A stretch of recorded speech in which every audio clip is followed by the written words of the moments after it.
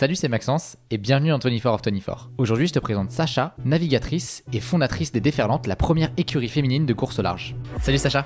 Salut Maxence. Comment ça va? Bah très bien, et toi? Bah écoute, je suis ravi de t'avoir dans le podcast. Trop content. On est là fin décembre, au moment où le podcast va sortir. J'aime bien commencer le podcast par la même question pour tous mes invités, qui est quel a été toi ton meilleur souvenir en 2024? Ah, c'est une sacrée question ça. 2024, pour moi, j'ai fait pas mal de choses. Je pense que le meilleur souvenir, ça va être ma traversée d'une tempête. Okay. J'ai fait... en Atlantique, quand on traverse une tempête, souvent on fait d'est en ouest. Et là, j'ai fait un voyage où j'ai ramené un classe 40 de Martinique à Québec. Et donc, j'ai traversé la tempête du sud au nord. Et c'est assez impressionnant parce qu'elle bougeait pas beaucoup. Et vraiment, j'ai vécu toutes les phases de la tempête. Et à un moment, on s'est retrouvés dans le dur de la tempête. Donc, on avait 40 nœuds établis pendant plus de 6 heures, des rafales à 50 nœuds. Wow. Et j'étais avec deux autres skippers, Hubert et Thomas, qui sont des skippers qui ont fait la mini comme moi, la mini transat, et qui font du solo. Donc, on est tous des skippers de solitaire. Et là, on était 3. Et en fait, c'était assez marrant parce que comme on était 3 skippers, on était 3 à prendre complètement les choses en main. Et il n'y avait pas un bruit. Mais tout le monde était hyper vigilant. On sentait que vraiment, il y avait une tension parce qu'on savait tous très bien que s'il y avait le moins de problèmes, c'était très grave. Et donc, il y avait ce truc où on serrait un peu les fesses en se disant « faut que ça passe, faut que ça passe ». Et il y avait une petite blague de temps en temps qui fusait. Pour détendre un peu l'atmosphère. Exactement. Et en fait, c'était trop bien. Moi, j'ai adoré. C'était déjà des images gravées dans ma tête à jamais, impressionnantes, de mer hyper haute qui déferle. En haut, c'était bleu comme les glaciers. Enfin, vraiment superbe. Le bateau qui prenait des surfs incroyables. Et à chaque fois, on se disait, mon Dieu, il va s'éclater en bas des vagues. Et en fait, ça le faisait. Et ouais, je pense qu'on s'est sentis vivants. Après, on s'est dit qu'on avait tous eu un petit peu peur. Mais sur le coup, c'était un état d'émotion et je pense de concentration intellectuelle tellement forte. J'ai bien aimé. Je me suis sentie à fond. Trop bien. Bon, on va creuser un petit peu toutes tes expériences de navigation. Mais avant ça, j'aimerais bien rembobiner et revenir à ton expérience de thèse. Tu as fait une thèse il y a quelques années. Curieux de savoir quel était le sujet de la thèse, quel est globalement ton parcours académique avant de devenir navigatrice. Moi, je suis une scientifique. Ça, c'est sûr. Pourtant, c'est pas du tout le cas dans ma famille, mais je sais pas, j'ai un gène différent, mais là-dessus, je suis hyper curieuse, j'adore comprendre les choses. Ça n'a pas changé. Je pense que c'est vraiment le truc qui me drive dans tous mes projets. Du coup, j'ai fait une école d'ingé et en école d'ingé, j'ai découvert qu'on pouvait faire de la recherche. Et donc, j'ai poursuivi après mon école d'ingé, donc les arts et métiers, par une thèse en physique appliquée à la biologie. Concrètement, mon sujet de thèse, c'était fabriquer un morceau de poumon humain, fabriquer une machine pour le maintenir en vie et le maintenir en vie assez longtemps pour étudier des choses dessus, genre la pollution, la fumée de cigarette ou des médicaments. Donc ça, c'est un peu un de mes gros flex dans la vie, c'est que j'ai fabriqué un morceau de poumon humain. Tout simplement. Voilà. Et il a marché, c'est-à-dire qu'il produisait du mucus et tout, et il était fonctionnel, quoi. Ok. Ça, c'était cool. Et du coup, vous avez fait des expériences dessus de simulation de fumée de cigarette, etc. Moi, du coup, c'était la fin de ma thèse. Il fallait d'abord tout faire. Donc, j'ai eu pas beaucoup de temps pour faire des tests, mais j'ai fait quand même des particules de pollution prélevées dans l'air du RER à Saint-Michel. Ok. Et c'est hyper pollué. Ah ouais. Voilà. Du coup, tu voyais sur le poumon l'impact que ça avait, quoi. Exactement. Et moi, mon but, c'était de regarder ce qui traversait le poumon et la partie qui traversait, qui allait dans le sang, et la partie qui allait abîmer les cellules. Ok. Et donc, tu fais tout ce travail de thèse et à la fin, comment t'arbitres sur ton choix de carrière, entre guillemets, si on utilise ce mot? Je pense que ça a été un peu un truc de boomerang. En fait, en thèse, du fait de fabriquer des poumons, c'est des processus qui prennent plusieurs mois et il faut nourrir les cellules tous les jours. Le samedi, le dimanche, tous les jours. Et sur plusieurs mois. Donc, ça veut dire, évidemment, pas de bateau, parce que j'étais à Paris. Et en fait, de ne pas avoir navigué ni pris de vacances quasiment pendant 3 ans, ça a fait que à un moment, je me suis dit, OK, il faut que je parte en mer, là, j'en peux plus. Et j'ai décidé d'aller faire un voyage en bateau-stop avec comme idée un peu, je sais pas si je sais pourquoi, mais je voulais aller en Nouvelle-Zélande. Okay. La raison, c'est parce que j'avais toujours voulu aller en Australie. J'ai peur des araignées, j'adore le Seigneur des Anneaux. Je me suis dit, go Nouvelle-Zélande. Aussi simple que ça. Et voilà, et après ma thèse, je me suis dit, c'est parti. C'est le bon moment, quoi. Ouais. Parce que tu naviguais avant la thèse. Ouais. Ok. En fait, j'ai commencé la voile un peu par hasard. J'ai fait un stage à l'école des Glénans, stage habitable, donc j'ai jamais fait de voile légère, vraiment.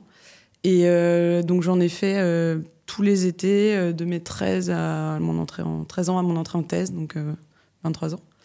Et j'étais devenue assez forte. J'étais capable de skipper un bateau, alors pas du tout en course et puis pas au milieu de l'océan, mais je pouvais gérer un bateau, quoi. Et donc je me suis dit, je vais partir traverser 2 océans, Atlantique et Pacifique, et puis ça va être marrant. Et alors, comment c'était? Bateau stop, du coup, concrètement, tu vas à un port, tu expliques la destination où tu vas aller et tu regardes un peu si tu peux te greffer sur une route. Ça, c'est la théorie. En pratique, tu fais beaucoup ça sur Internet, parce que c'est compliqué d'aller dans tous les ports et tout. Mais il y a des bourses aux équipiers, des sites où tu peux trouver ça. C'est toujours un peu risqué, parce que tu pars avec des inconnus, et tu te retrouves à camper un peu avec des inconnus, faire à la fois un sport extrême, parce qu'il y a des moments où c'est un peu dangereux, et vivre longtemps avec des gens dans un petit espace. Donc, il y a des gens pour qui ça se passe très bien, parfois ça se passe moins bien. Pour moi, ça s'est plutôt...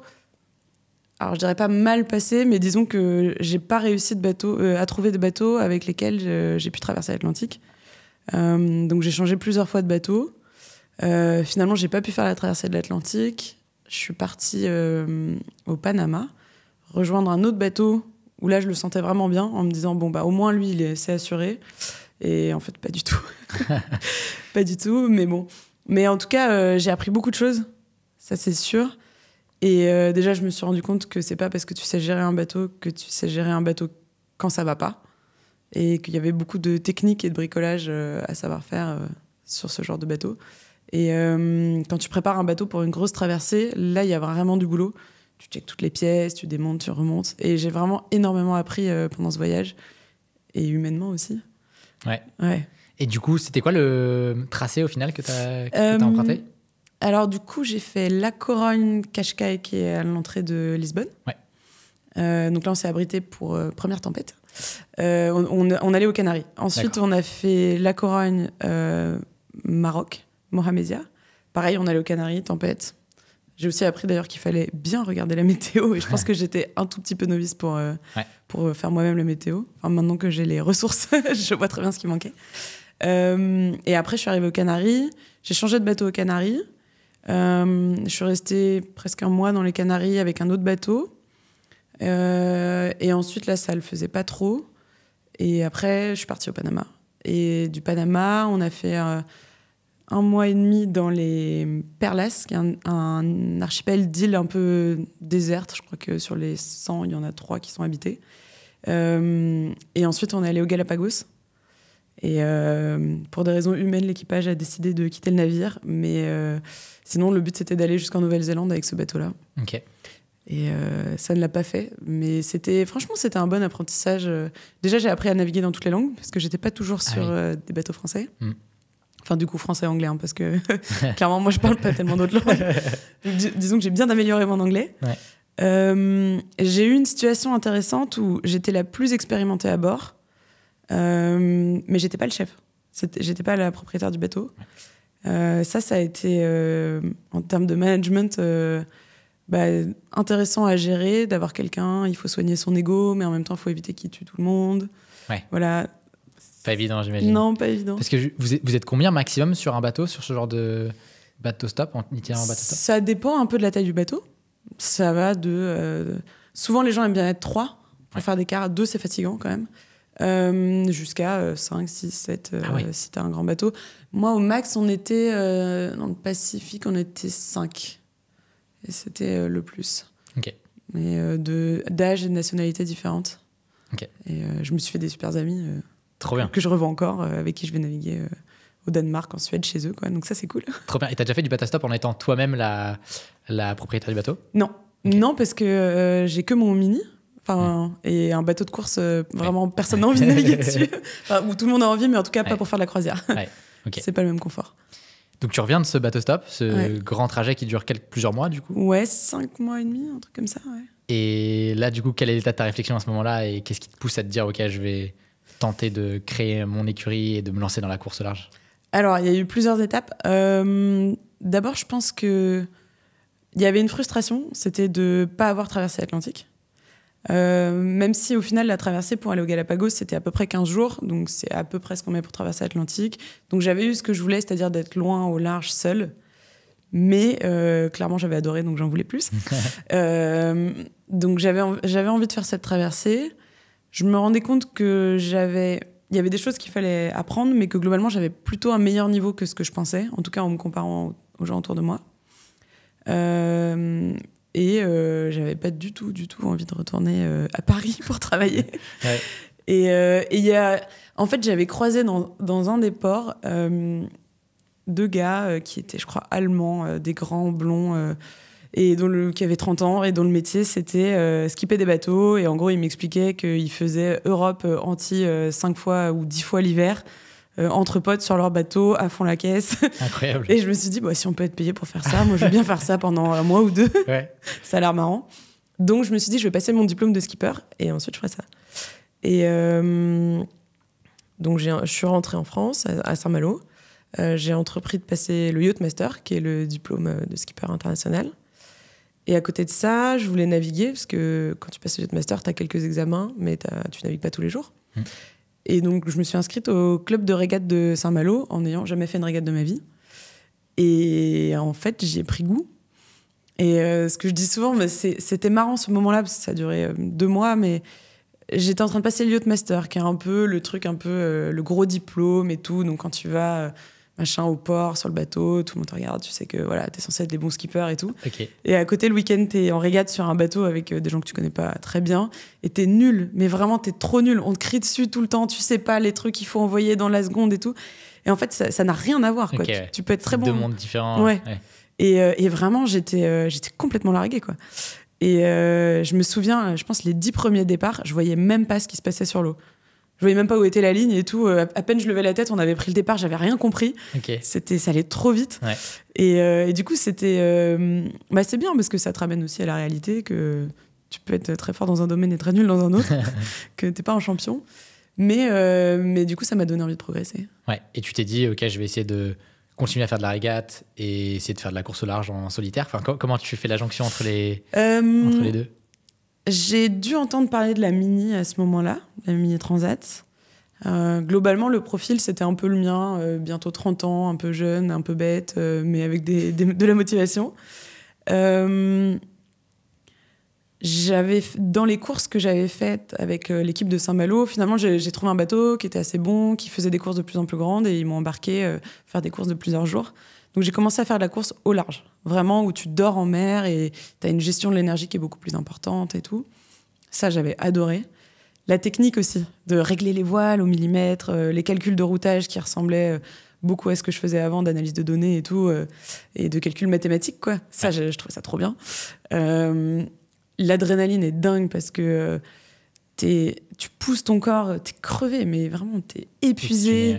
Tu dors pas 20 minutes, t'as froid, t'es mouillé, ça dure des jours et tout, mais t'es trop content d'être là. Tu fais des arrivées de fou. Moi, j'ai des souvenirs d'une arrivée, on était complètement sur la tranche, il fallait changer de voile, on n'avait pas le temps, la ligne arrivait, si on changeait de voile, on se faisait doubler par un autre. Le bateau était comme ça, nous on était penchés, on voyait la quille qui sortait de l'eau et tout. Wow. Enfin, c'était trop bien. Moi, j'ai adoré ça. Et quand j'ai su qu'en Mini, du coup, c'était un système qui marchait avec des sponsors et que potentiellement on pouvait en vivre, je me suis dit, go, moi je fais ça.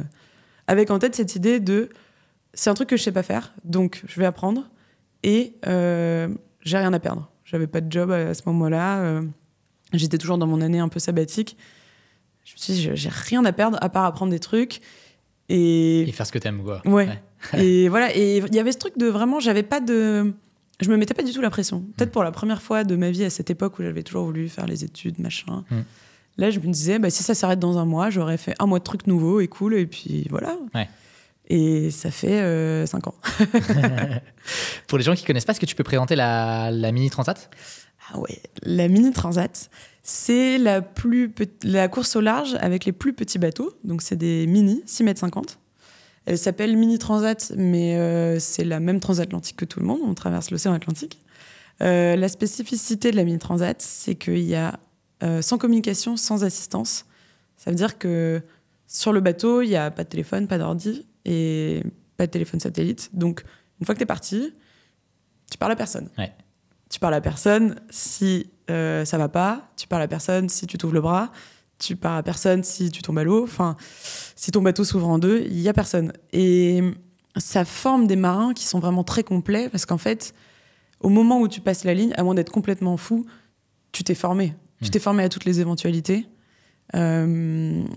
Ok, je sais pas m'arracher une dent et pourtant on a un kit pour le faire à bord, mais c'est le genre de truc tu te dis bon, ça pour le coup si ça m'arrive, on apprendra. Ah ouais. Ouais, Okay. T'as des trucs un peu des agrafes et tout. Enfin, faut se dire quand t'es au milieu de l'Atlantique, tu peux mettre 3-4 jours avant d'être secouru. Alors peut-être moins parce qu'il y a quand même des cargos qui traversent, même si on les voit pas, ils sont jamais très loin, mais ouais, il faut tenir quand même 48 heures avec une grosse blessure. Donc voilà, du coup la mini transat, c'est tous les 2 ans des fous furieux qui se disent tiens, on va traverser l'Atlantique sans communication. Et moi je me dis aujourd'hui, dans le monde où on est toujours hyper connecté, c'est un tel luxe de laisser ton téléphone, parce que tu laisses vraiment ton téléphone, il est sous scellé et tout. Et là, c'est que toi et la nature, quoi. Et toi face à toi-même. Et ouais, cette idée de faire du solitaire, c'est fou parce que tu peux raconter ce que tu veux à l'arrivée. Personne ne sait ce qui s'est passé. Tu peux être le premier et avoir pleuré tout du long. Tu peux être dernier et t'être battu contre les éléments parce que ton bateau s'est ouvert et tout. Et ça, c'est hyper fort. Ça, je pense que c'est vraiment un truc...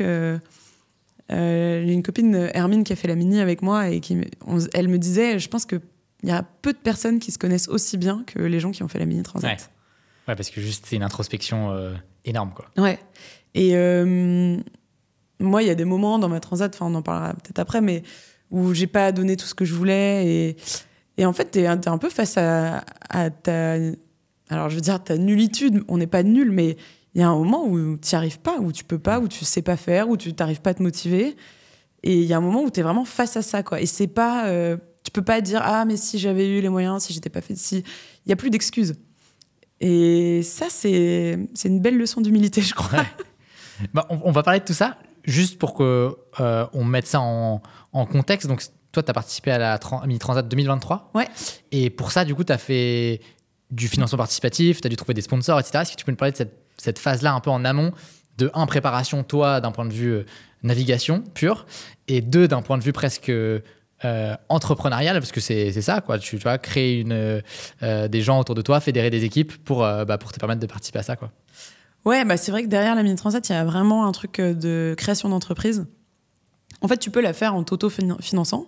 C'est quand même un sacré budget, mais c'est faisable pour des gens qui bossent bien ou quoi. C'est quoi les ordres de grandeur pour participer ? Ça dépend un peu de si tu veux juste traverser ou si tu veux gagner la course. Ouais. Mais en gros, tu peux t'en sortir à 30 000 € par an sur 2 ans. Et puis ça peut monter à plutôt 130, 150, quoi. Ouais. Ok. Ça dépend si tu changes de voile tout le temps, si tu t'entraînes, si tu payes des équipiers pour te former. Enfin, les budgets, tu peux toujours aller beaucoup plus loin, quoi. Ouais. Mais donc globalement, moi, j'avais envie de faire un projet un peu performance. En fait, je l'avais pas vu comme ça au début, mais ce que je voulais, c'était avoir comment dire, que j'ai pas de limite physique pour que si je sois nulle sur l'eau, ce soit de ma faute. En me disant, c'est ça qui va me faire progresser. Parce que si t'as des vieilles voiles, tu peux toujours dire que c'est la faute des voiles. Si t'as un vieux bateau, c'est pareil. Moi, j'avais envie de ce truc d'avoir de quoi me mettre au même niveau que les bons et ensuite de voir si j'arrivais à les tenir. Ouais. Et de fait, je m'en suis pas trop mal sortie, sachant que j'avais jamais fait de régate avant.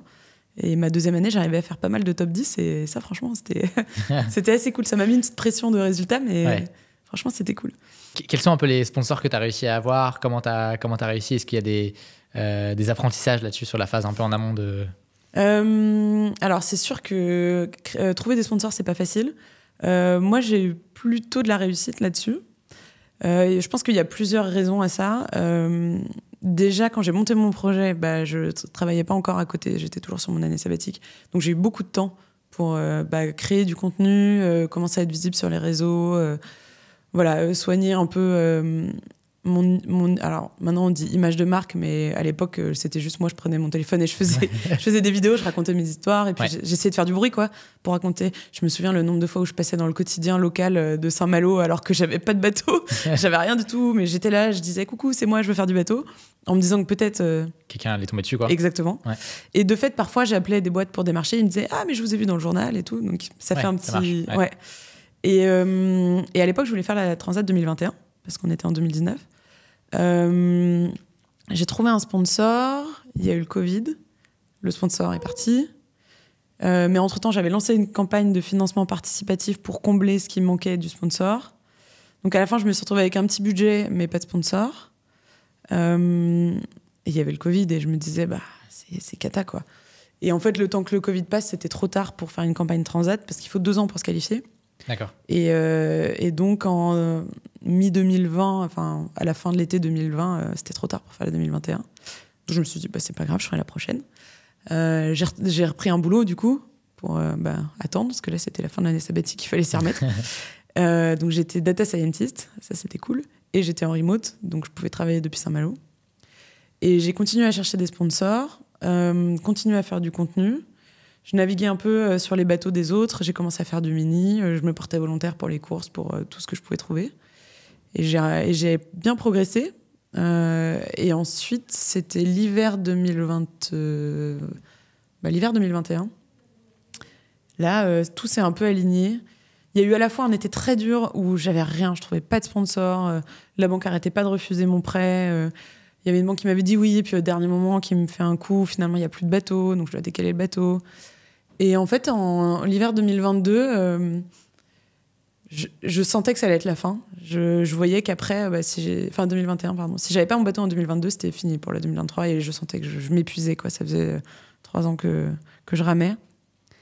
Et puis, je continue mes trucs et tout. Et là, il y a une banque qui me dit, nous, on veut bien. On va bidouiller un peu le dossier pour que ça passe, mais on va t'aider. Et, Trop bien. Ouais. Et je me souviens, c'était la dernière banque. Enfin, il y avait plus. Et j'avais dit à une copine, je lui avais dit, si eux, ils disent non, moi, j'arrête parce que j'ai plus l'énergie. Et donc ça, je me souviens, j'étais en régate, 14 décembre. J'étais entre Jersey et Saint-Malo, brouillard, il faisait froid. Je reçois un coup de fil, il y avait du réseau. Je décroche et on me dit, c'est bon pour le prêt. Donc là, je me dis, ça y est, je vais avoir un bateau, quoi. Je vais avoir un mini. C'est parti. Une semaine après, un sponsor un mec qui m'appelle, qui me dit, je t'ai vu dans une conférence, tu disais que tu cherchais des sponsors, est-ce que c'est toujours vrai? Je dis oui. Il me dit, écoute, nous, ça nous intéresse, envoie-moi un dossier. Oh, c'est fou. Incroyable. Et après, je reçois un autre appel, pareil, d'un gars qui me dit, oui, alors j'ai vu vos vidéos sur YouTube, est-ce que vous acceptez toujours des sponsors? Je dis, ouais, moi, j'ai rien, là.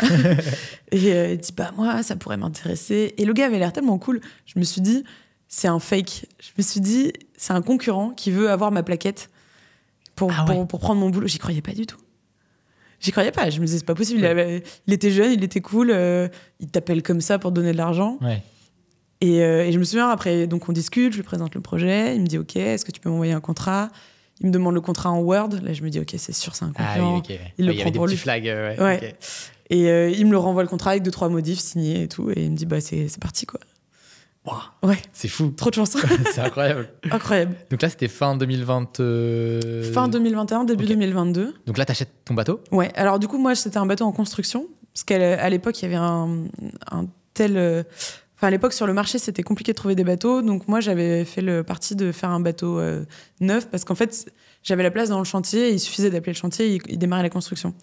Donc je dépendais pas d'un marché en termes de timing. Donc, je me souviens, j'ai le prêt. Je crois que dans la minute, j'appelle le chantier. Je dis, OK, là, c'est bon. Là, cette fois, c'est bon et tout. Il regarde son planning. Il dit, t'as ton bateau en mars. Je dis, OK, c'est parti. Et je disais, il me reste du 14 décembre jusqu'au 1er mars pour trouver tout le budget. Et de fait, je crois que j'ai trouvé quasiment tout. Après, les planètes s'alignent. Je sais pas. J'avais d'autres. Je démarchais des boîtes et je leur disais à moitié, faut quand même se presser parce que là, j'ai d'autres sponsors sur le feu. Je crée un peu de FOMO. Ouais, c'est clair. Et tu te rappelles le jour où tu reçois le bateau? Ouais. Incroyable comme sensation, non? Ouais, en plus, comme le timing était serré, parce que je recevais en mars, première course en avril et tout, j'avais tout optimisé. Donc, le bateau était floqué déjà. Donc, on avait choisi le design du bateau. Et l'équipe de l'Atelier sur Mer qui faisait le flocage était allée peindre le bateau directement au chantier. Donc la première fois que j'ai vu le bateau, il était déjà peint. Je l'ai jamais vu tout blanc. Wow. Et pour moi, il n'a jamais existé tout blanc. Et je me souviens le voir arriver. Donc il a été livré à Saint-Malo sur une remorque et on l'a mis à l'eau. Et là, c'était fou, quoi. C'était fou de voir mon petit bateau. Après, on l'a ressorti, on l'a juste mis à l'eau pour tester, quoi. On l'a ressorti, puis après, il y a eu tout le chantier où moi, j'ai préparé moi-même le bateau. Ouais. Et je me souviens, donc j'avais mon boulot. J'y allais le matin avant le boulot, j'y allais à midi et j'y allais le soir sur le chantier. J'avais mon petit vélo, il faisait très très beau, très chaud.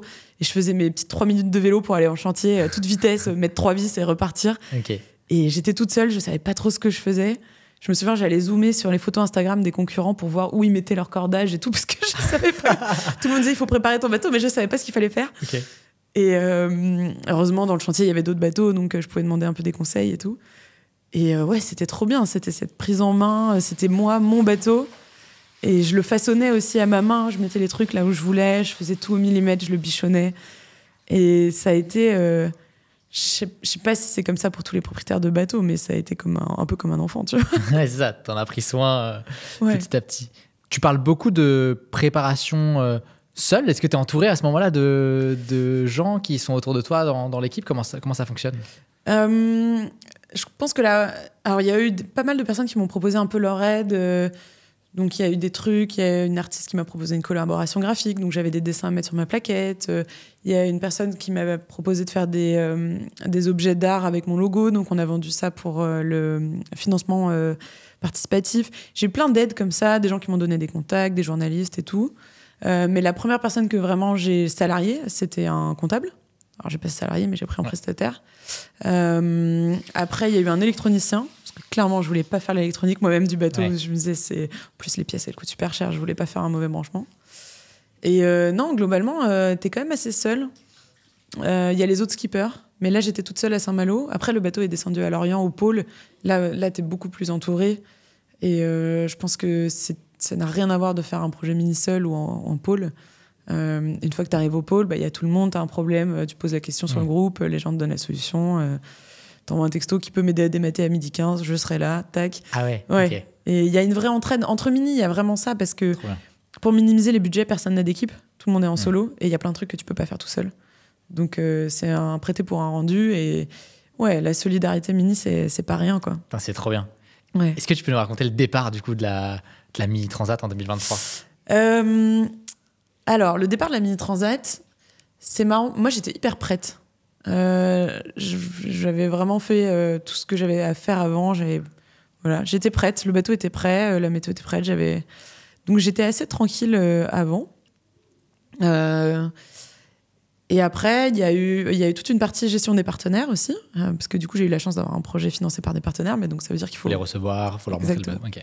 J'ai organisé, je crois que c'était le vendredi, le départ c'était le dimanche, et j'ai organisé le vendredi midi un événement. Il y avait une tente, un traiteur, il y avait plusieurs speeches, on passait un film, il y avait un tournage après, on filmait donc les partenaires, j'organisais les visites du bateau et tout. Trop bien. Donc ça, c'était trop chouette, c'était vraiment un beau moment. C'était cool parce qu'ils ont tous raconté un peu comment ils avaient vécu les 2 dernières années. Et c'était chouette de voir que tout le travail que j'avais fait pour eux avait vraiment payé, que ça avait eu beaucoup de répercussions en interne, que leurs équipes leur demandaient des nouvelles. Voilà, que le projet, il avait vraiment fédéré, pas les patrons, mais vraiment toutes les entreprises et toutes les équipes. Donc ça, c'était vraiment, vraiment trop top. Et c'était un beau moment à vivre avant de partir sur la Transat. Ouais. Et après, le matin... Moi, j'ai toujours un truc sur les grosses courses, c'est tout va bien, il y a un moment je craque, je pleure 5 minutes et après c'est fini. Okay. Et c'est à peu près au même moment en mini, c'est quand tu rends ton téléphone. Je sais pas, c'est peut-être le fait de dire ok, là je suis toute seule ou là c'est parti. Et de fait, Annabelle de la classe mini qui gère ce moment-là, du coup elle sait que quand je lui rends mon téléphone, je lui fais un gros câlin en pleurant. Et après on sort de la tente, on essuie les larmes pour les photographes, hop c'est parti. Donc il y a eu ce moment-là à cette course-là aussi bien sûr. Et après, il y avait mes pas. Alors, le départ a été décalé de 24 heures. Donc, il n'y avait plus les partenaires sur le ponton. Il n'y avait que mes parents. Et c'était pas plus mal, parce que je pense que ça met quand même une certaine pression d'avoir du monde. Là, j'étais bien dans ma course. Ça fait toujours un peu bizarre de dire à ses parents, bon, ciao, moi, je vais traverser l'Atlantique. Ouais. Mais j'étais pas spécialement dépassée par les émotions. Après, on a passé le Chenal des Sables. Ça, c'est quand même un moment important. Ouais. Et ce qui m'a beaucoup touchée, c'est qu'il y avait une pancarte avec écrit « Allez Sacha ». Et en fait, c'était pas ma famille, parce que mes sœurs étaient reparties et mes parents je venais les quitter. C'était vraiment des gens qui me suivaient sur les réseaux et qui étaient venus me voir. Et ça m'a vraiment, vraiment touchée de me dire que le projet, il avait... fédéré, quoi. Ouais.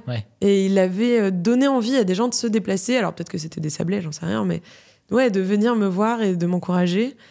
Et ce jour-là, je me suis dit, ok, la Transat, tu la fais pas toute seule. Oublie pas ça, quoi. Il y a du monde avec toi et c'est pas rien et il faudra pas lâcher. Et ça m'a donné un vrai coup de boost. Ouais. Ah, c'est fort. Ouais. Et donc la course se lance. Il y a toute une vidéo sur YouTube qui est incroyable de la course. On invite tout le monde à aller voir cette vidéo. Il y a un moment qui est assez marquant dans la vidéo, je trouve. C'est une fois que tu as passé les Canaries, je crois. Il y a un moment où il y a un peu des complications pour toi sur le bateau. Est-ce que tu peux nous raconter ce moment-là qui est, je trouve, un peu charnière dans la vidéo? Après, quand tu te relances, tu es reparti dans la course, mais il y a un moment un peu flottant où vraiment, mentalement, tu sens que c'est éprouvant, quoi. Ouais. Ça a été la deuxième étape, donc au départ des Canaries. On m'avait dit avant de partir, oublie pas, c'est pas les vacances. Et bah, c'était pas les vacances. Parce qu'on a toute cette idée de Alizé, ça surfe, c'est parti, soleil et tout. Ouais. C'est pas du tout ça. Moi, en plus, j'avais pris l'option d'aller très au sud, chercher du vent très fort, en me disant plus de route, mais on va être beaucoup plus rapide. Donc, déjà, une option assez compliquée à aller chercher parce qu'on n'avançait pas, les autres avançaient. Enfin bref, mentalement, tu dois reculer sur la carte, la cartographie, c'est un peu dur. Et à un moment, le vent rentre, et le vent rentre très fort. On avait 30 nœuds établis, quoi. Ça part pleine balle, le bateau pleine balle. Enfin, là, ça devient invivable. Le bateau, il fuse. Enfin, on le voit sur la vidéo. Ça va très vite. Il y a beaucoup de chocs et tout. Ça tire beaucoup sur le bateau. Et ça tire beaucoup sur le pilote. Et du coup, ça consomme beaucoup d'énergie. Et comme on avait beaucoup de nuages du fait d'une dépression dans le nord de l'Atlantique, j'avais pas beaucoup de batterie, donc je pouvais pas tellement laisser le pilote. Donc moi, j'ai beaucoup barré. J'ai peu dormi. Physiquement, j'avais du mal à m'alimenter. Parce qu'en fait, t'apprends à vivre dans des conditions dures, mais en course, avant, j'avais vécu ça quelques heures, 12 heures max, mais pas 6 jours d'affilée, quoi. Et à un moment, ma bastac, je découvre que ma bastac, donc un câble qui tient le mât, est détourné, donc le câble est en train de s'ouvrir. Et là, je me dis, merde, je vais perdre le mât, quoi. Ouais. Donc j'empanne, je mets donc tous les efforts de l'autre côté, le temps de réparer ça. Et je me souviens, à ce moment-là, j'entends le classement. Et j'étais très, très proche du top 10. En fait, je le savais pas, mais le classement, il est fait le matin. Et au moment où il nous le donne, en fait, j'étais 8e. Mais moi, j'ai jamais su. Je crois que j'étais 12e et très proche du top 10. Et comme c'était un peu mon rêve de faire un top 10 sur la Transat, je crois que j'ai vrillé un peu. J'ai fondu en larmes, j'étais fatiguée. Et je me disais, déjà, c'est dur. C'est dur d'avoir une casse parce que tout ce que tu viens de donner, tu donnes tout, t'es épuisé et tout, t'as rien lâché. Et là, en plus, t'y étais, quoi. Genre, tu dis, tout s'arrache. J'ai presque saisi mon rêve et ça s'arrache devant moi. Et ouais, ce moment-là, il a été hyper dur. Et je sais pas, à un moment, j'en suis sortie. J'ai dit, OK, écoute, tu repars comme tu peux. Et puis tu repars. Je suis repartie un peu au ralenti. J'ai mis moins de toile. J'ai pas trop attaqué tout de suite. Et puis petit à petit, j'ai repris confiance dans le bateau et c'est reparti. Et en fait, il y avait toujours autant de vent. Et en fait, j'ai battu le record de vitesse. Incroyable en 24 heures. Ouais. Ouais, c'est fou. En fait, ce que tu dis, je crois, à un moment donné, c'est je sécurise pour pas que le mât se casse, quoi. Ouais. Mais après, j'y vais pleine balle. Ouais, c'est ça. J'avais fait une réparation et une sécurité. Ouais. Et je me disais, je recommence la course. Ouais. Pleine balle. Et si la réparation lâche, c'est la sécurité qui va tenir le mât. Et après, je naviguerai sur la sécurité, quoi. Ouais. Et de fait, ça n'a pas lâché. Et donc, ça a tenu jusqu'au bout. Et j'ai pu réattaquer. Bon, après, j'ai cassé d'autres choses, donc j'ai pas forcément fait la plus belle course. Mais bon, tout le monde casse des choses sur une mini transat, donc c'est la façon dont on gère ça aussi. Mais c'était costaud. Ouais. Et puis à un moment, t'avais aussi des voies d'eau, je crois, donc de l'eau qui rentrait dans le bateau. Ça doit être hyper impressionnant. En plus, je crois que tu donnes le litrage carrément de la quantité d'eau qui rentre. Mais c'est impressionnant.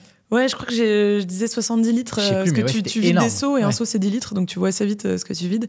Et en fait, c'était pas très grave. J'avais juste un joint qui avait bougé. Mais j'ai mis du temps à comprendre d'où ça venait parce que t'enlèves l'eau avant de pouvoir voir par où ça rentre. Et surtout, à côté, il y a les batteries. Et les batteries, elles sont en lithium. Et si le lithium, ça prend l'eau, ça prend feu. Ok. Sur un petit bateau, quand t'es au milieu de l'Atlantique, c'est pas ouf. Donc il y a eu un petit coup de flip. Mais ça, c'était vraiment pas l'avarie.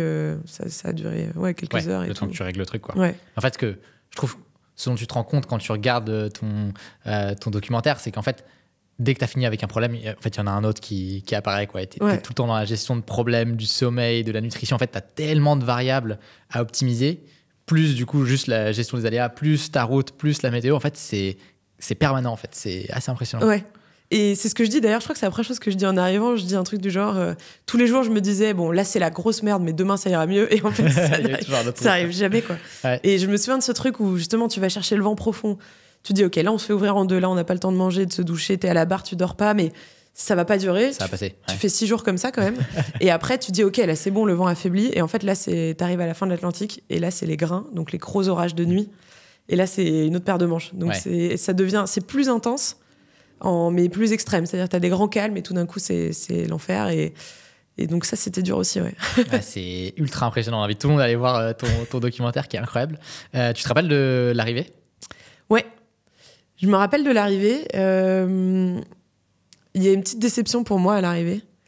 Je sais pas si elle se voit beaucoup dans le film d'ailleurs, mais en fait, je l'ai dit tout à l'heure, pour faire des projets mini, il faut monter une entreprise et l'entreprise elle tourne grâce aux sponsors. Et quand on a la chance, comme moi, d'être sponsorisé entièrement, il y a du boulot derrière. Et moi, j'avais un deal, c'était qu'à la fin de l'année, j'allais chez les sponsors présenter le film.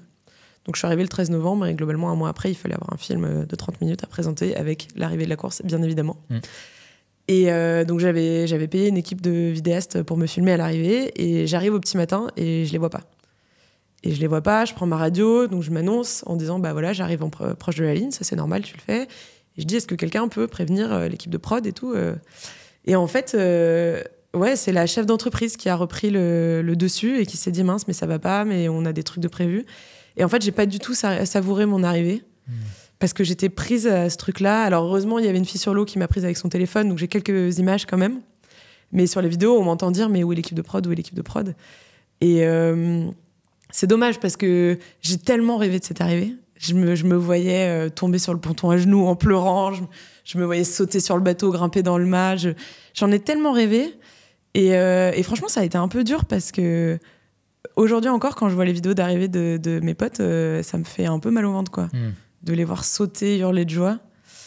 Mais du coup, je pense que c'est ce truc-là qui me donne aussi la niaque de recommencer parce que vraiment, j'ai envie de faire une transat et de profiter à fond. La Jacques Vabre, tu sauteras sur le pont. Ouais, celle-là, je l'attends, vraiment. C'est clair. Trop bien, ça me fait la transition vers mon prochain sujet.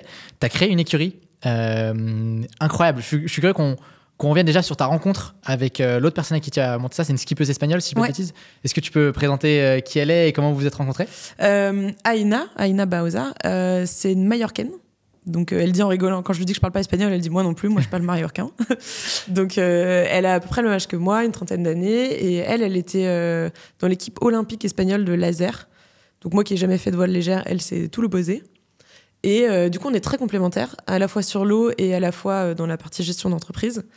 Et je l'avais rencontrée il y a 3-4 ans sur une course de mini. Ni elle ni moi on avait notre bateau. Et on était équipières et on s'était retrouvés ensemble. Et on avait ce rêve d'un jour avoir notre bateau. Et de fait, quelques années après, on a toutes les deux eu notre mini. Elle n'a pas pu faire la mini transat, mais elle a fait une traversée de l'Atlantique à la voile. Elle a fait un record de la traversée. Donc une autre expérience, mais très seule aussi. Et elle est venue me voir cette année en me disant l'année prochaine, il y a la Jacques Vabre, c'est en double. Je sais que tu veux faire du classe 40. Moi aussi, est-ce que ça te dit on fait ça à deux? Bon, moi, je me suis dit, ok, faut voir, on va se tester. Donc, on a fait une course ensemble sur mon bateau. C'était trop bien. C'est la Calvados Cup. Exactement, Calvados Cup. Et on a fait 3e, je crois. Ouais.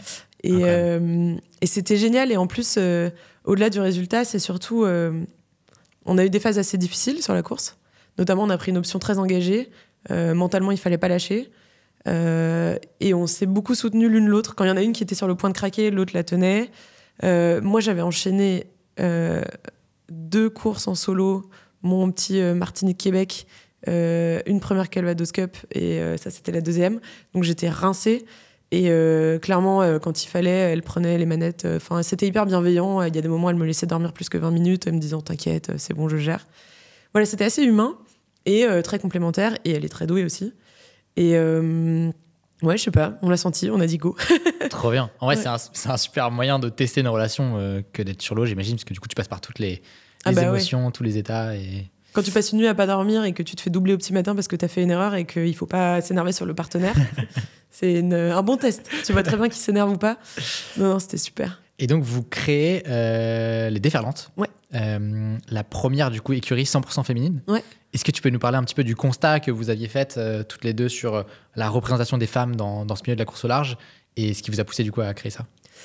Dans la course au large, il y a 8 à 15% de femmes skippers de leur propre bateau, avec parfois des aberrations comme, je crois que c'est la Transat CIC cette année où il y avait une seule femme, en ultime 0, mais là c'est en train de changer.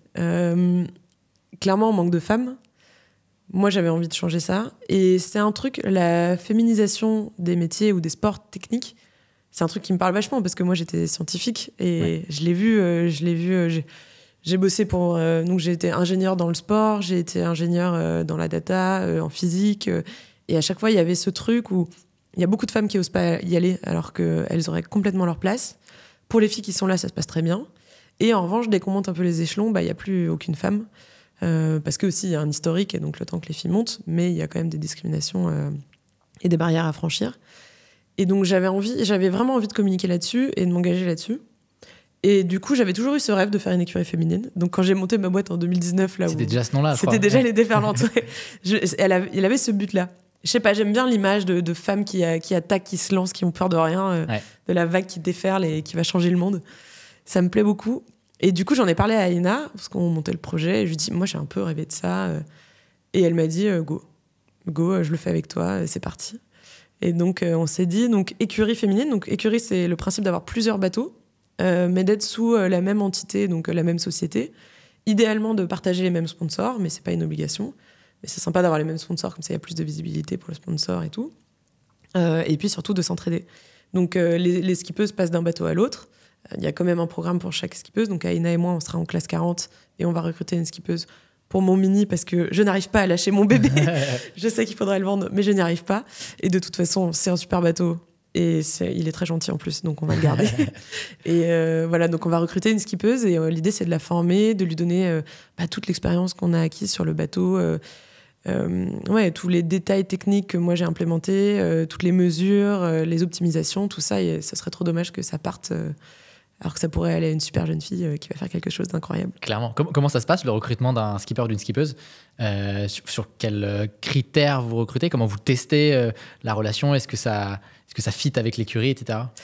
C'est très difficile. Moi, j'avais pas mal postulé pour des recrutements de skippeuses à l'époque où il y avait un sponsor qui cherchait et tout. Et à chaque fois, on me disait « Oui, on sait pas trop ce qu'on cherche ». Je trouvais ça un peu abusé. Et en fait, aujourd'hui, je me rends compte que moi aussi... en fait, tu sais ce que tu cherches, mais tu sais que tu trouveras pas tout. Donc, voilà. Moi... Je cherche pas forcément une championne de voile. Je cherche une fille qui a la niaque. Une fille qui est capable de gérer une entreprise aussi, parce que si on veut continuer dans la course au large, tu peux gagner toutes les courses, et si tu sais pas trouver un sponsor, tu t'arrêteras là. Donc je veux une fille qui soit capable de gérer un peu ça, de communiquer, de partager son aventure, communiquer sur notre cause, qui est la féminisation des métiers. Partager cet engagement-là fortement et autour d'elle.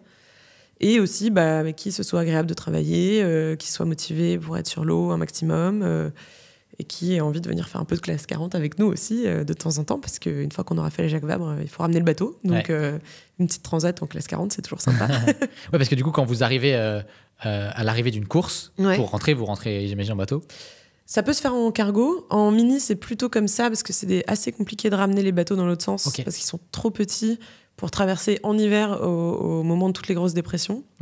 En classe 40, normalement, tu peux quand même rentrer par la mer en choisissant un peu ta fenêtre. Nous, écologiquement, c'est sûr qu'on veut rentrer par la mer. Donc ça, c'est le projet en mini. Et vous allez faire le projet, vous allez faire la Transat Jacques Vabre. Comment ça fonctionne du coup pour s'entraîner à ce genre de transat? Comme toutes les grandes courses de bateau, la première étape, c'est d'avoir le bateau, trouver des sponsors et d'avoir le bateau. Et après, tu as toute une phase de préparation et de qualification. Et ça, c'est un peu ce que j'ai déjà fait en mini. En fait, tu vas t'entraîner, tu fais plusieurs courses. Tu as un calendrier qui est fixé souvent des années à l'avance. Tu fais les courses les unes après les autres, tu obtiens des 1000 et ça te donne une position dans la liste des gens qui sont qualifiés. D'accord. Et après, en fonction de place, tu peux partir ou pas. Et toi, c'est aussi le moyen de t'entraîner, maîtriser ton bateau. Classe 40, c'est quand même méga costaud. Ouais, donc c'est des bateaux de 12 mètres. Ça, 2 fois plus grand en fait que mini. Et en fait, c'est 2 fois plus long, mais en volume, c'est plutôt 3 fois plus de volume. Et en puissance, c'est plutôt 5 fois plus. Wow. Les efforts sont énormes. C'est simple, en mini, il y a plein de petits cordages que tu attrapes à la main, tu règles comme ça et tout.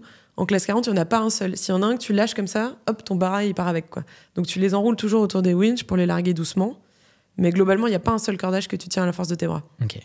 Donc voilà, on l'a bien testé dans la tempête. Ouais. Mais globalement, c'est un bateau où tu n'as pas trop le droit de faire des erreurs. Tu fais tomber une voile à l'eau, tu la ramasses pas. Tu as des spies qui font 250 mètres carrés. Enfin voilà. Donc voilà, ça, c'est un style de navigation un peu moins rapide, je dirais. Enfin, les bateaux sont très rapides, mais dans la façon dont toi, tu es moins précipité. Tu es obligé de prendre le temps d'anticiper. Moi, ça me correspond bien. J'ai pas fait de voile légère, donc envoyer 15 virements en 10 secondes, c'est pas mon truc. En revanche, je sais envoyer énormément de manœuvres et jamais faire de bêtises. Donc ça me va très bien. Et puis après, c'est des bateaux qui sont dingues. Enfin, c'est des bateaux tellement puissants, qui vont tellement vite. Moi, j'ai souvenir quand on est arrivé à Québec, on s'est retrouvé 2 classes 40 dans le Saint-Laurent. Et là, c'était notre terrain de jeu, quoi. On remontait le Saint-Laurent jusqu'à Québec. On était 2, forcément, on a un peu fait la course. Ouais. Pleine balle. Enfin, c'était trop bien. C'était vraiment chouette. Et vous avez trouvé là le bateau ? Ou vous allez le faire construire neuf comme Non, on aimerait bien justement pas faire un bateau neuf. On voudrait que les bateaux qu'on utilise le plus possible leur durée de vie en termes écologiques. Ouais. Donc là, on va prendre un bateau existant. Il y a des très bons bateaux qui ont moins de 2 ans, qui sont des SCO, qui sont fiabilisés aussi. Parce que là, on a un projet d'1 an. Enfin, la Jacques Vabre, c'est dans 1 an. Après, on continuerait. Mais du coup, il faut un bateau qui marche déjà bien et où tous les problèmes structurels ou les petits problèmes d'accastillage soient déjà réglés. On en a un en vue. On a quelqu'un qui va nous l'acheter. Et il nous manque une partie du budget de fonctionnement pour lancer le projet, quoi. Ok. Et un bateau classe 40 comme ça coûte combien à peu près ? Les meilleurs bateaux, tu vas être à 950 000. Et tu peux trouver un bateau qui tient la route à 500. Ok. Ouais, donc c'est un budget assez colossal, quoi. Oui. Cool, qu'est-ce qu'on peut te souhaiter du coup pour 2025 ? Alors on a un petit peu des idées, je pense, de ce qu'on peut te souhaiter, mais de quoi t'as envie en 2025 ?